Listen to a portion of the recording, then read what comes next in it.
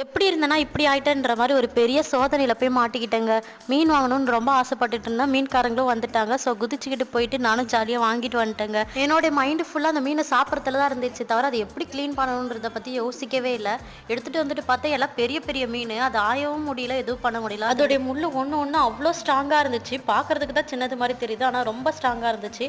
ஒரு பக்கம் அரிசி வெந்துட்டு இருக்கு, ஒரு பக்கம் பாப்பாக்காக காய்ச்சின பால் வர சுண்டி போயிடுச்சு, இன்னொரு பக்கம் பாப்பா வர கீழே இருந்து அழுதுட்டு இருக்கா. ஸோ அவளையும் தூங்க வச்சுட்டு திருப்பி வந்து மீன் ஆய வந்தாங்க. இதில் குழம்பு கூட்டி போட்டுட்டு அது கொதிக்கிறதுக்குள்ளாரே மீனை கழுவி ஆஞ்சி எடுத்துட்டு வந்துடலாம் அப்படின்னு நினச்சிட்டேங்க. அதனால வெங்காயம் தக்காளிலாம் கூட ரெடி பண்ணி வச்சுட்டேன். இந்த மீனை கையில் பிடிக்க கூட முடியல, அது வழுக்கிட்டு போயிடுச்சு. சரி ஃபர்ஸ்ட் வந்து அரைமனையில் அரைஞ்சு பார்த்தா அப்பயும் எனக்கு சரி வரல. அடுத்த ஆயுதமாக கத்திரிக்கோளுக்கு போயிட்டு அதை வச்சு கட் பண்ணிடலான்னு சொல்லிட்டு அதோட ஓரத்துக்கு கட் பண்ண ஒரு கட்டத்துக்கு மேலே அதை கட் பண்ணவே முடியல, ரொம்ப ஸ்ட்ராங்காக இருந்ததுனால. அடுத்து கத்தி எடுத்துட்டு அதை வச்சு கட் பண்ணுறதுக்கு கட்டை வேற இல்லை. திருப்பி அரைமனைக்கே போயிட்டு அதெல்லாம் எப்படியோ ஒரு போராடி கட் பண்ணி முடிச்சிட்டேங்க. உங்களுக்கு மீன் பிடிக்குன்னா லைக் பண்ணிடுங்க. அந்த எந்த மீன் கமெண்ட் பாக்ஸில் சொல்லுங்க.